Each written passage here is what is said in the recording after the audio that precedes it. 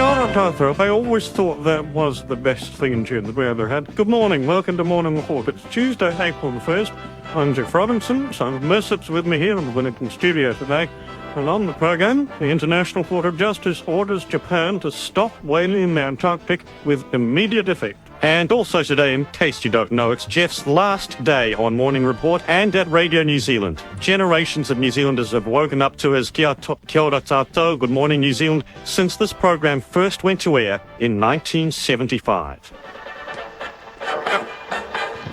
Good morning, Geoff Robinson and Peter Fry with Morning Report. In today's program, another bomb hits Britain's rail services. The President of Lebanon resigns. We'll talk to Hugh Watt about his resignation and look at the work of the Prime Minister's think tank. But first, the bulletin, Peter Fry.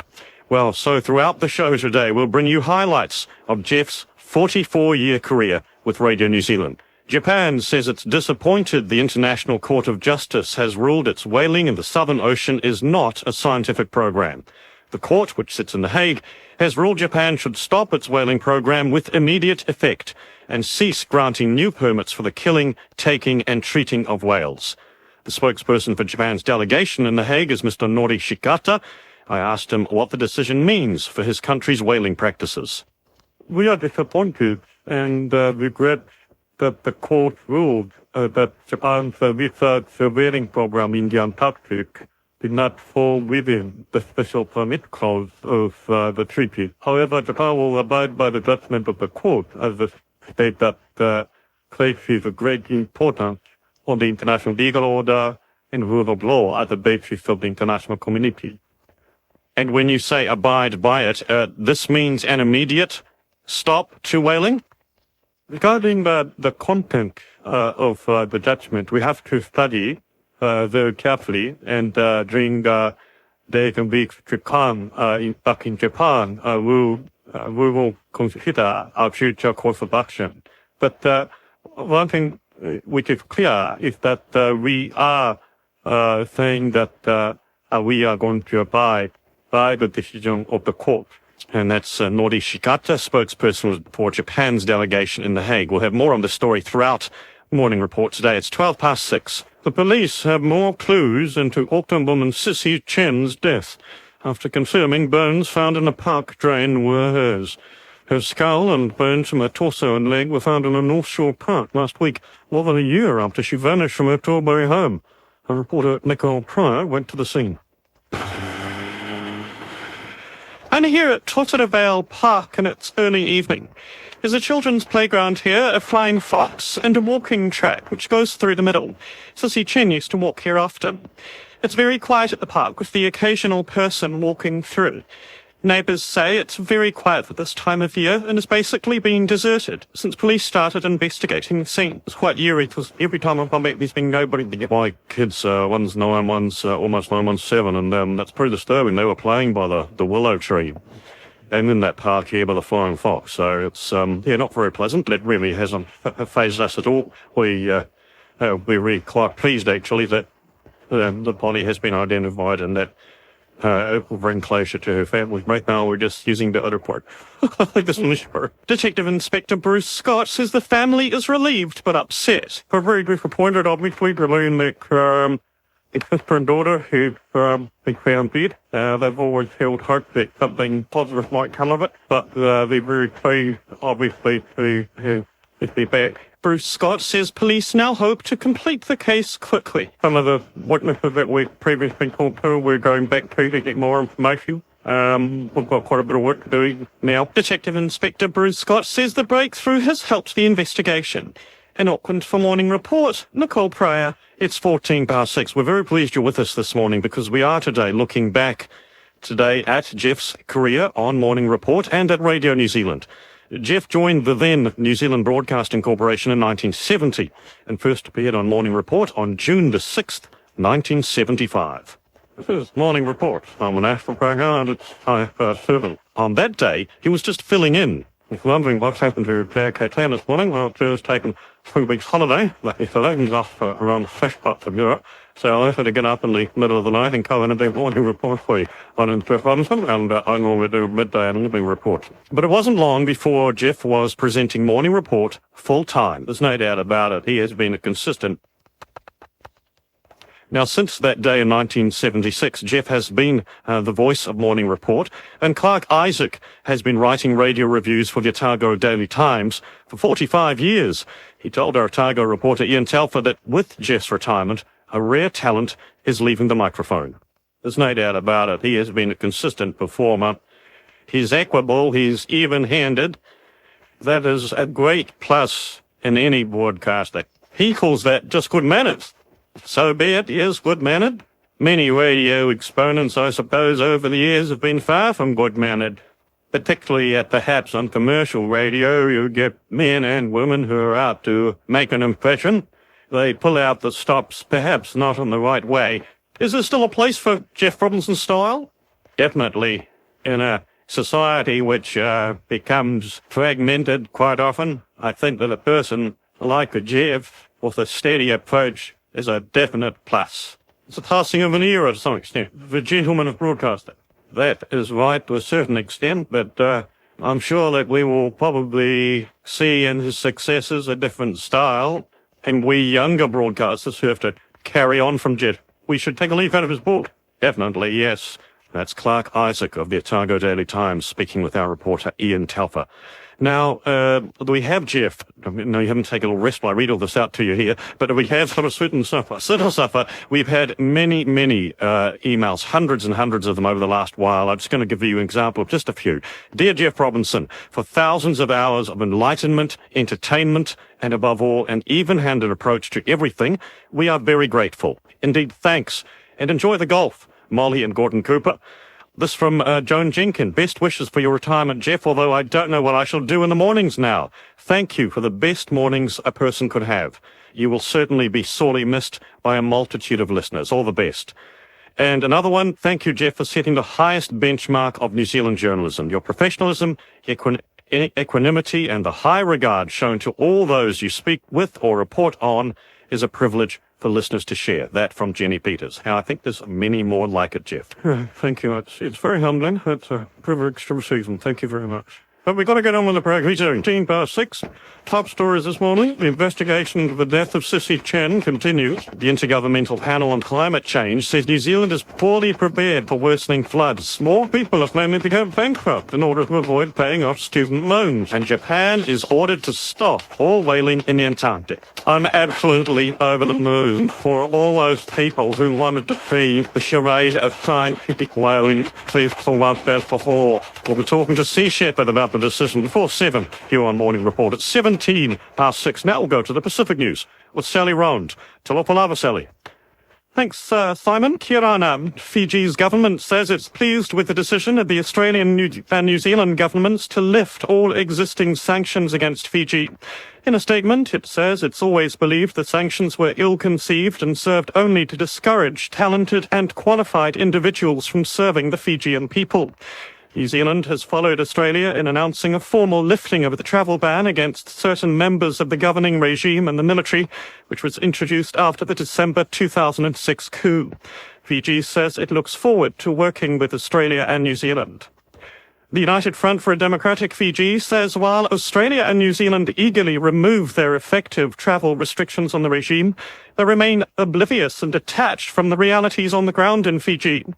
The opposition grouping says there are clear cases of manipulation and deception, including the use by the regime leader of the country's coat of arms as his party logo. The group has filed a complaint with the police against Rear Admiral Frank Bainimarama, saying he has flouted one of his regime's own decrees. The UFDF's Mick Beddoes says the Rear Admiral, who's standing for election this year, should be held accountable for campaigning and appointing candidates before his party has been registered as required under the law. If the police is acting independently, they probably would be interested to investigate and take appropriate action. If they don't, and nothing much happens to it, then the reverse is what they're confirming, that there is no independent or impartial institution acting in the best interest of the people. Mick Beddoes of the United Front for a Democratic Fiji. Tonga's Justice Minister, Clive Edwards, has warned the country's police ministry and its Auditor-General over leaking information about passports. The warnings come following reports that a confidential immigration audit report presented to the Tongan government last year found dozens of passports were issued to Chinese nationals who the audit office believes were not entitled to them. According to Tonga's Kaniva News, Mr. Edwards also implied that Australia and New Zealand might be involved in the leaks, saying they wanted access to Tongan Foreign Ministry records. Mr. Edwards says leaking the documents was inappropriate and illegal. A police commander in Papua New Guinea has been arrested after accusations of police brutality.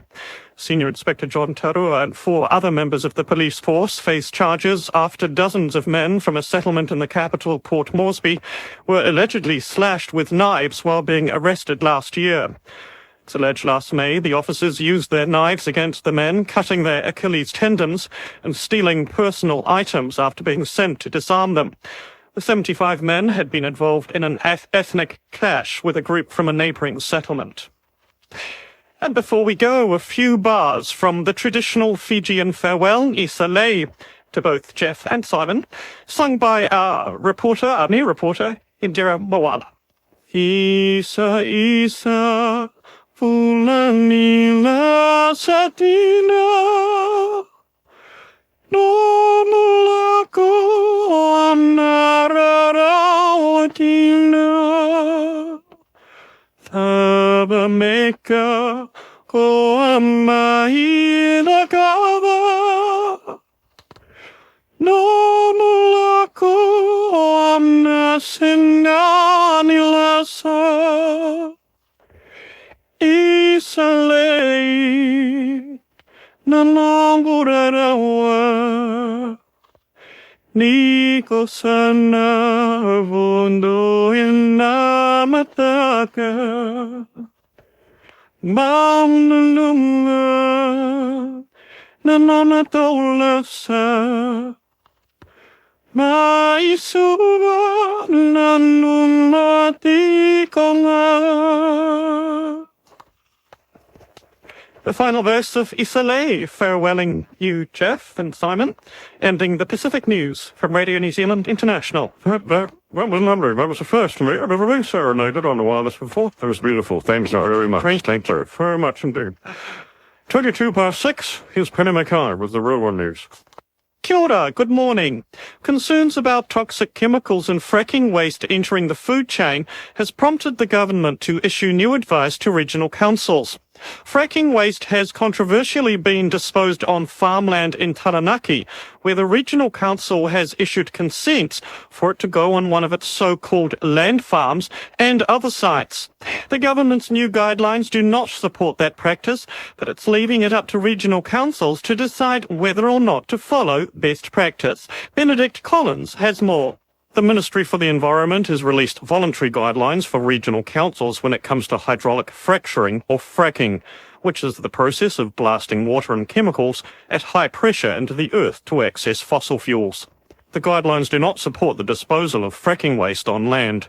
Instead, they say best practice is for regional councils to ensure fracking waste is sent to industrial waste management facilities, recycled, or disposed of far below the Earth's surface, a practice known as deep well re-injection. The Environment Minister Amy Adams says concerns about the toxicity of the waste, livestock and food safety all played a part in the new recommendation. Well, I think that's part of the reason why the guidelines recommend that it's not an endorsed practice is because of the concerns around how you can then control the subsequent use of that land and how that waste could enter either the food chain or the waterways and the like. So that's part of the thinking that went into the recommendation that it wasn't an endorsed practice. Environment Minister Amy Adams. The Green Party's new Plymouth candidate, Sarah Roberts, says the new guidelines are a good start. Well, while the move away from the land farming of the fracking waste vindicates what we've been saying all along, the land farming of the equally toxic drilling waste in huge quantities should not be occurring either on our prime agricultural land. And it's a huge concern in Taranaki that these oil and gas well sites are dotted all over our dairy supply farm. This is Benedict Collins. Public Health says there could be dozens of people who've become ill with Campylobacter, the source of which has been traced to a Timaru farm selling raw milk under the branding of Village Milk. There are 7 confirmed cases, but the South Canterbury Medical Officer of Health, Daniel Williams, says those are only the people who went to their GP. He says in a situation such as this, they're usually the tip of the iceberg. Dr. Williams says raw milk is a very effective conduit for bugs. We have in the past had outbreaks of other bacteria. We've had cases of E. coli, which were also linked to drinking raw milk. Raw milk can be contaminated with any of the bugs that live in a cow's gut. And if people really want to drink raw milk, they can reduce the risk of getting sick by heating it. If you heat milk to 70 degrees for a minute, then that will kill most of the bugs that are likely to make people sick. Essentially, it is a high-risk product, and drinking it without treating it with heat is a dangerous thing to do. But the Chief Executive Officer of the Village Milk Company, Mark Houston, could not disagree more, saying raw milk handled properly is a very safe product. Generally, milk comes out of the cow's udder with absolutely no bugs in it. It's pristine at that stage, and it's only contamination that happens after that is a problem with health for people. We've been selling milk for nearly 3 years, and we've sold 330,000 litres. No cases of illness whatsoever. In effect, we've probably had hundreds of cases of people's health improving. Mr. Houston also says heating the milk ruins its nutritional value. He says inconsistent test results of the milk produced by the Timaru farm indicates the source of the Campylobacter may not be mishandling at all, but come from something outside the control of the farmers. The Ministry for Primary Industries is continuing to investigate, and the raw milk operation at the farm will remain closed in the meantime. The demand for New Zealand lamb overseas is strong for most cuts, and an analyst with NZX AgriFacts, Nick Handley, says with lamb supply constrained, the ongoing returns to farmers should be good. Both items of the carcass are in good demand, except for the high-value bone and middle cuts, which remain under more pressure than other parts of the carcass. At the same time, those shoulder cuts are selling well at the moment, and pricing has improved further, boosted by demand out of the Middle East and from China. As we head into the winter production period, markets are in a much better position than a year ago. For example, UK meat returns are about 30% higher than they were at this time last year. Nick Handley says in the beef market, the higher Kiwi dollar is eating into exporters' returns, but he says there are developments in Asian markets. Import permits for the second quarter of 2014 are in the process of being released in Indonesia, and this confirms that the revived trade with this market will at least continue for the next few months. Nick Handley, and that's the rural news for this morning. Ka kite anō. Penny, thank you very much for that. It's 6:27 on Morning Report. Time now for Te Manu Kōrehi News. Ane a eru rerekura. Mō atararau. Ane ngā kawenga kōrero mō te tuatahi o ngā rā o painga whāwhā. A Ngaitahu mutton bird is confident all the titi they harvest are safe to eat, even though a scientist wants to test feathers for radiation. Researchers at Auckland University want to see if the sooty shearwater birds have been affected by fallout from the Fukushima nuclear plant in Japan that was damaged by a deadly tsunami 3 years ago. Titi or mutton birds spend their winter off the coast of Japan, many of them feeding in the waters off Fukushima. Preliminary tests conducted last year by Te Papa and Landcare Research confirmed the birds were safe to eat. The upoko or head of Te Runanga o Waihopai, Michael Skerritt, agrees with the preliminary results and says people have nothing to worry about. When they migrate here from the Northern Hemisphere, they fly 9 days, 1,000 k's a day. I don't think any affected by radiation would have any show of making it here. I think those tests that were done last year would back that up. Michael Skerritt of Ngaitahu. The United Nations says climate change would affect Māori on many levels and in different ways. The headline summary is that natural systems worldwide are bearing the brunt of rising temperatures right now, but scientists fear a growing impact on people's health, homes, food and safety. The Intergovernmental Panel on Climate Change also devotes a few paragraphs to Māori. It notes land in the east and north is prone to flooding and sediment running off whenua and into streams, two factors which are increasing uncertainty for farming. Out at sea, UN scientists say the fisheries and aquaculture sector faces substantial risks and uncertainties from changes in ocean temperature. The report states changes in natural ecosystems would challenge some Māori to cope and adapt.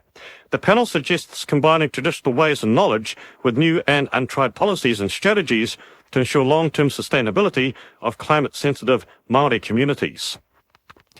Day 2 of an environmental court hearing into the Crown acquisition of ancestral Māori land for a major roading project is being held in Wellington. The Māori novelist Patricia Grace says the taking of a portion of her Waikanai land for the multi-million-dollar Kapiti Expressway isn't fair, sound or necessary for the project. The transport agency's already begun building work on part of the expressway. Iwi leaders and government officials will gather in Te Awamutu today to commemorate 150 years since the Battle of Ōrākau in the Waikato War. About 150 Māori and 17 British troops died during the battle in the mid-1860s.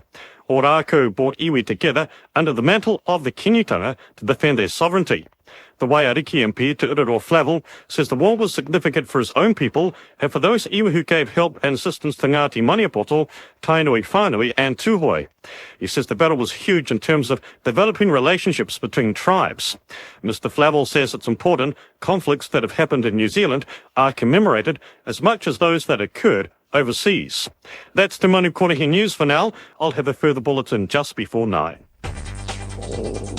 You're listening to Morning Report on Radio New Zealand National with Simon Mercep and Geoff Robinson at 29 to 7. And this morning, the United Nations highest court orders Japan to stop whaling in the Antarctic. In business news, we'll analyse Xero's new alliance with KPMG. And of course today, Geoff retires from Radio New Zealand. Geoff first appeared on Morning Report on June the 6th in 1975. Since then, among other things, he's been a stickler for details and keeping his co-presenters in check. Good morning, welcome to Morning Report. He's Geoff Robinson, I'm Sean Plunkett. It is Friday, the 8th of March. No, it's not at least the 10th, I think, of the 5th. I don't know the 10th of the March. All right.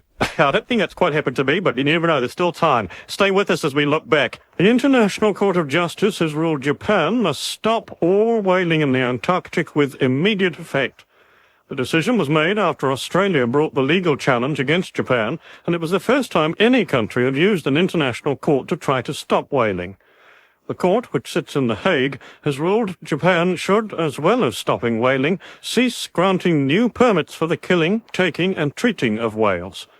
Australia's former Environment Minister Peter Garrett, who helped launch the legal action, says he feels vindicated. I'm absolutely over the moon for all those people who wanted to see the charade of scientific whaling cease for once and for all, and to have this ruling from the International Court vindicates the decision that we took in taking Japan to the court. Now, clashes between Japan's whaling fleet and Sea Shepherd activists have become a dramatic staple of the Southern Hemisphere summer in recent years. Sea Shepherd's Global Executive Officer Alex Cornelissen has been at the trial at The Hague. He joins us now from there. Mr. Cornelissen, what was the reaction of you and your team when you read the decision? Yeah, we were very happy, of course, that the outcome was so positive in favour of Australia and in favour of the whales, of course. Is it an absolute victory? Pretty much the court ruled on Abercrombie in favour of Australia, and it was not just a very tight decision, it was a 12-4 decision. So it was a clear statement that the international community is pretty much fed up with the sham that Japan has been conducting over the last couple of decades.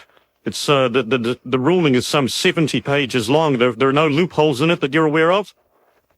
No, the ruling is binding, and Japan has already announced that they will abide by the court's ruling.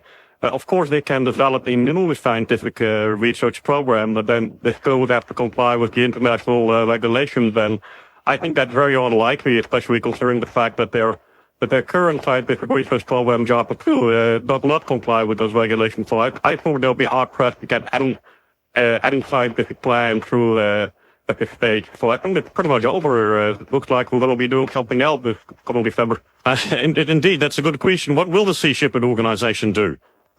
Yeah, of course, there's a lot of campaigns that we can still do. There's a lot of whales still happening in the world. So if it indeed is the end of Japanese whaling, then we focus our attention either to the northern whaling of Japan or perhaps to be at Ladbegolshu, Bob Eichler, Gokenbugway. Well, thank you very much for that to Sea Shepherd's Global Executive Officer, Alex Cornelison. He was in The Hague for where the decision for the International Court was released. It's 20-7 now. Well, as we probably know, doubtless know, today is Geoff Robinson's last day on Morning Report. He started at the New Zealand Broadcasting Corporation in 1970, became one of the hosts of Morning Report in 1976. We'll be featuring highlights of Geoff's career at Radio New Zealand throughout the program today. But first, this report, compiled by Kim Griggs.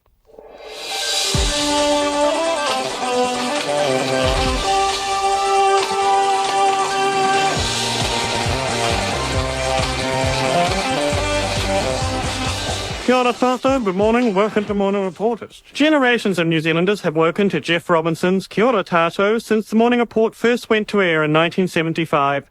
He's been at the helm for many of the major news stories over the past 4 decades and was on air from 5 o'clock the morning of the 9/11 terrorism attacks. There have been unprecedented attacks with 4 planes hijacked and 3 of them deliberately crashed into New York's World Trade Center and the Pentagon. Loss of life is expected to be catastrophic from the subsequent collapse of the 2 towers of the centre where many thousands of people work. The morning after the Christchurch earthquake, Geoff introduced Radio New Zealand's coverage like this. And there's only one story today on the programme, the aftermath of the earthquake in Christchurch. We've been talking to the rescue authorities, to the Prime Minister, the police, and the people of the city, which is still, of course, trying to recover from the earlier earthquake last September. It's a scene of devastation down there. We'll bring the information about rescues and the death toll, sadly, as the project continues. He's been the voice of Radio New Zealand for many of the country's other never-to-be-forgotten moments. 2 explosions rocked the ship and she sank at her berth at Marsden Wharf. A member of the crew was missing after the sinking and his body was found by police divers late this morning. The Rainbow Warrior was due to sail in a few days for Motoroa on a Greenpeace wreckage. She had been sighted in the Antarctica on a location which indicates Mount Erebus. People in Aramoana near Dunedin awakened this morning to a tragedy which hit the tiny township last night, leaving at least 2 dead, several missing, feared dead. And Clark Isaac has been writing a weekly radio review for the Otago Daily Times for the past 45 years. He says a rare talent is departing the microphone. The great thing about him is that he seems to be calm all the time. He's equable, he's even-handed, and I think that is a great plus in any broadcaster, even-handedness. Geoff Robinson says the job has been an absolute privilege. You are talking to people who ordinary folks don't get to meet. You're doing it on behalf of them. You're the first person to hear a lot of the news that goes on in the world, which is always an exciting position to be. And you're right in people's heads and homes with the information you do. So it's been a privilege as well as a pleasure. Geoff Robinson hopes listeners will remember him with fondness and not too much annoyance. For Morning Report, Kim Griggs. And we will have more highlights from Geoff's career throughout Morning Report today. It's 17-7. Top stories this morning. The International Court of Justice says Japan must immediately stop all whaling in the Antarctic. Police will re-interview witnesses in relation to the death of Sissy Chen. The report finds New Zealand's unprepared for an expected increase in floods, droughts and wildfires. And Zero discusses its new alliance with KPMG in Britain. The UK very big opportunity for Zero to get a very credible player on board to demonstrate a real commitment. We'll have more from Zero's Rod Drury in business news shortly. 16-7. Now let's have a look first at the newspapers. So the New Zealand Herald leads with the headline, Breakthrough in Cold Case Killing. The paper says the remains of Auckland accountant Sissy Chen have been confirmed as those discovered in a drain on the North Shore.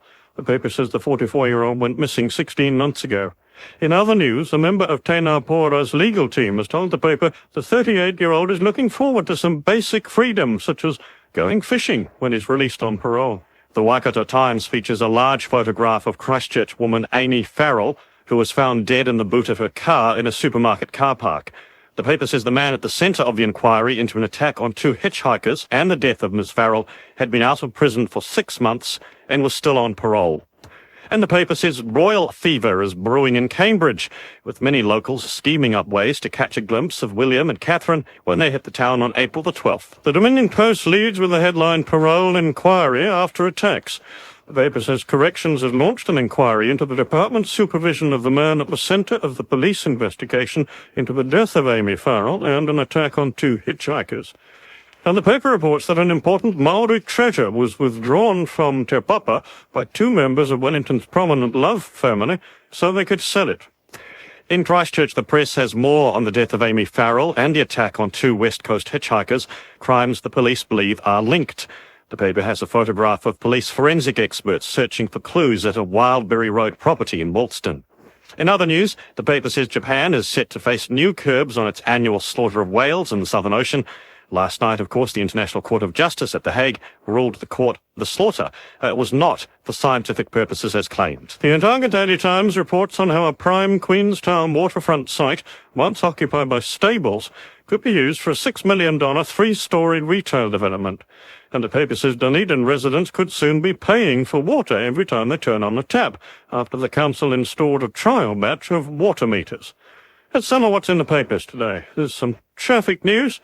Just from the Auckland motorways, on the northern it's heavy between Otaha Valley Road and Constellation Drive, and again at Tristram Avenue. Southern's heavy in the usual places between Drury and Takanini. It's moderate through Manukau. And the northwestern heavy at Lincoln Road for those heading into the city. Geoff, you must be pleased you've never had to negotiate that Auckland traffic in the time you've been here hosting Morning Report. There's not a lot of traffic when I drive, I must say. Anyway, it's 14 to 7 now, and time for the business news. Here's Sharon Brett Kelly. Morning, Sharon. Morning, and good morning. Coming up, the economy may be running out of slack. Xero enters an exclusive deal with KPMG in Britain, and comments by the Fed chief boost Wall Street. Businesses continue to feel confident about their prospects, but there may not be much slack in the economy's capacity by the middle of the year. ANZ's monthly business confidence survey shows a net 67% of firms are optimistic about general prospects in March. That's down 4 points on February, but still at an elevated level. Confidence across all major sectors is above 50, which signals a broad-based expansion. The bank's composite growth measure, which combines business and consumer confidence, signals the potential for annual economic growth of around 6% by mid-year. But ANZ's chief economist Cameron Bagri says the economy doesn't have the capacity to grow that fast. So if I have a look at your general business confidence, it's up around the sort of top 4% of outcomes we've seen as far across the board. Firms' own activity expectations, expected profitability, employment, pensions, all those sort of ground indicators, sitting up the exceptionally high levels compared to what we've seen, compared to the historical averages. So by and large, the economy's still got a pretty firm spring-like step. On the face of it, the survey suggests we could be getting 6% growth. I still think that's pie in the sky sort of stuff, but you step back in, I guess the underlying message here is that things look pretty good. Does the survey indicate that businesses are now factoring, or have probably already started to factor in these well-signalled interest rate hikes? We've seen that story for, I guess, the last sort of 3 months, because, the interest rate hike we saw in March was pretty well flagged over preceding sort of couple of months. So if we go back to last month, there was somewhere 90% of survey respondents expected interest rates to move up. There's still a fair chunk of survey respondents expect interest rates to move up from here. And I guess respondents are looking through those prospects for higher interest rates. They're looking through the fact that the New Zealand dollar is a little bit more elevated, and they're stepping back and looking at the sort of broader picture, and they're still coming to the conclusion that life's pretty good out there on the prairie. ANZ's chief economist Cameron Bagri talking to Kate Gudsell.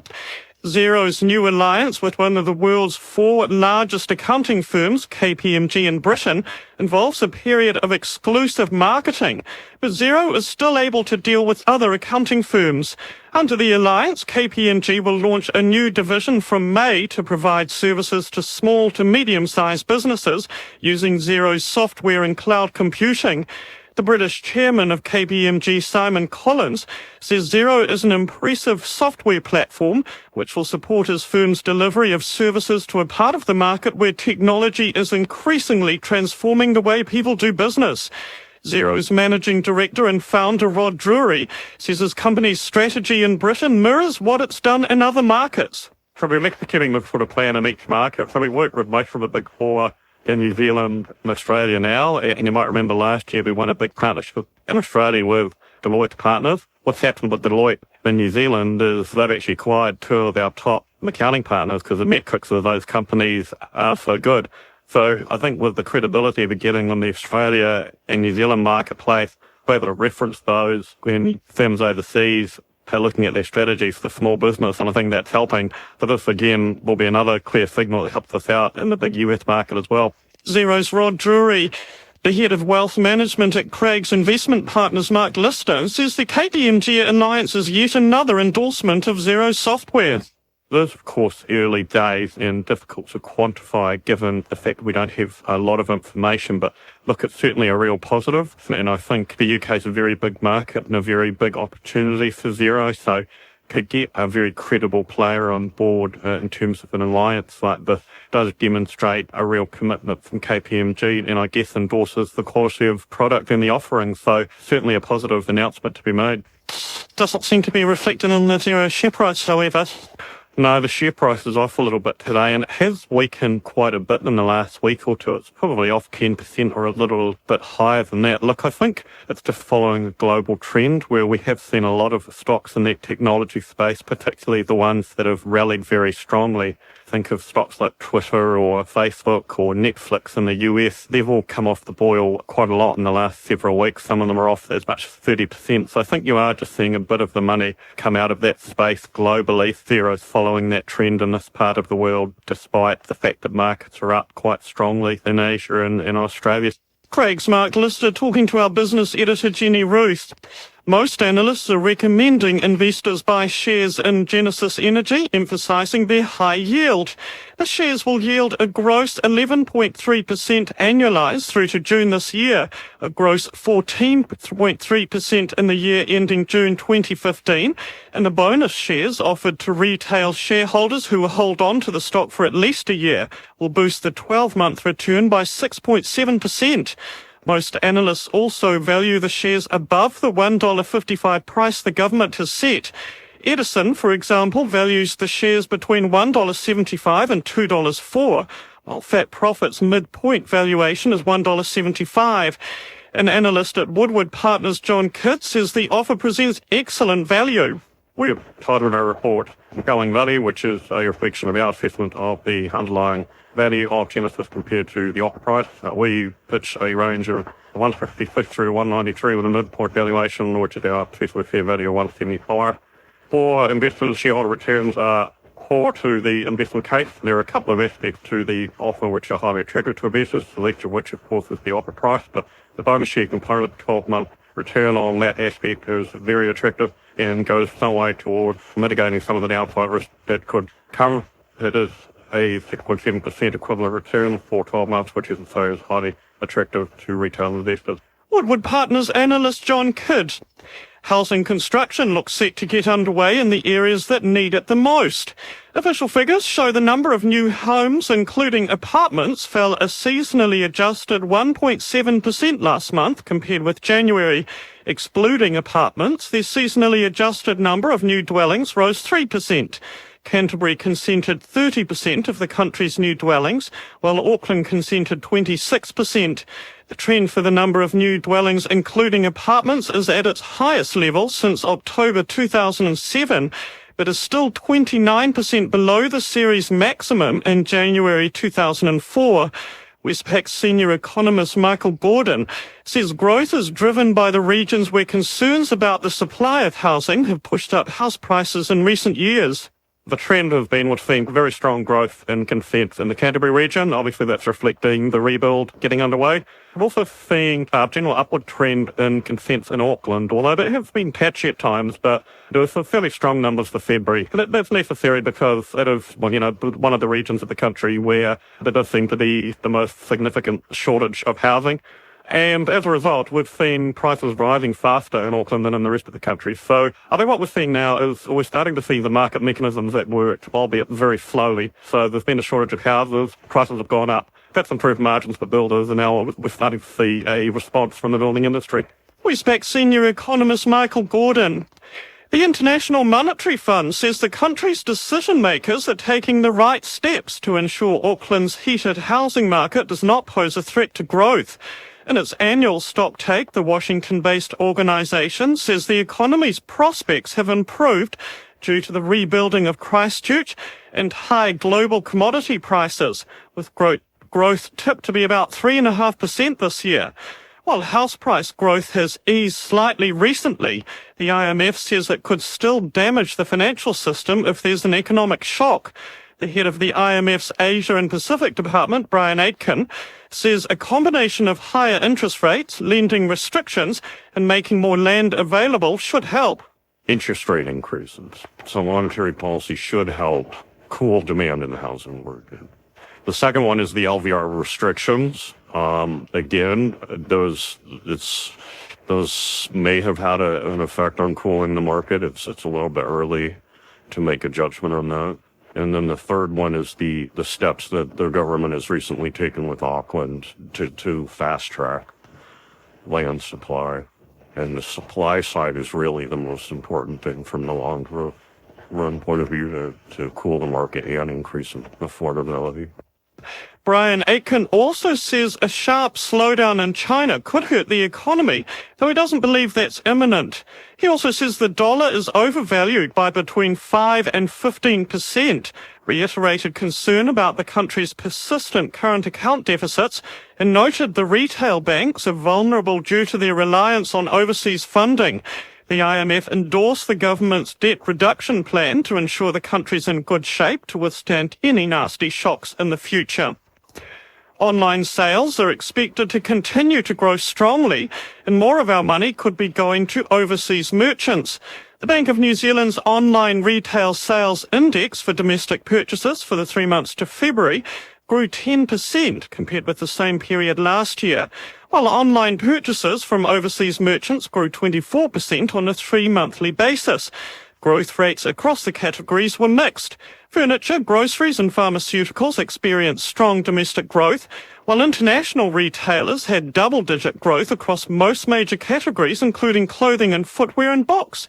The BNZ's Director of Research, Gary Baker, says offshore online retailers are powering ahead. If the momentum carries on as it is now, international are going to continue to gain share. I think New Zealand is still behind some of the other Western countries in terms of online purchases versus the purchases of physical stores. So the whole category of online sales would expect to continue to grow quite strongly. It's hard to predict what's going to happen in 2 or 3 years with exchange rates and all sorts of things. But certainly the trend at the moment is for international to continue to gain market share. And so do you think consumers have got a lot more comfortable about putting their details online and purchasing online from overseas? Yes, definitely. I think that's the case, and also the bring more comfort around delivery as well and the timing. And do you see the mix staying the same, the apparel and the entertainment coming more from offshore? Yes, and the trend at the moment is that in those categories offshore is generally growing faster, so it's continuing to gain more and more shares. It is a bit of a mixture though, just categories do move around. Subcategories lend themselves naturally to more purchases locally, like your fresh groceries, for example, you'd expect to stay predominantly local, and things like furniture perhaps maybe like that as well, because big bulky items probably not as efficient to ship in individual units. The BNZ's Director of Research, Gary Baker. Looking at the markets, and US stocks have risen, led by technology and financial shares after comments from Federal Reserve Chair Janet Yellen. Ms. Yellen said the US central bank's extraordinary commitment to boosting the economy, especially the still struggling labour market, will be needed for some time to come. She hinted that interest rates would remain at near zero levels for an extended period. The Dow Jones Index is up about 138 points, or 0.8%, at 16,462. The Nasdaq Composite up 51 points, or 1.2%, to 4,207. The S&P 500 Index up 16 points, or 0.8%, at 1,873. Across the Tasman, the Australian 200 index closed yesterday up 28 points to 5,395. The NZX 50 slipped 3 points to 5,140. The New Zealand dollar is at 86.68 US cents, 93.54 Australian, 51.97 pence, 89.33 yen, 0.6293 euro and 5.39 renminbi. Brent crude oil is trading at $106 a barrel, and gold is trading at $1,285 an ounce. That's business for now. I'll be back with more on the markets at 8:30, but for now it's coming up to 7 o'clock.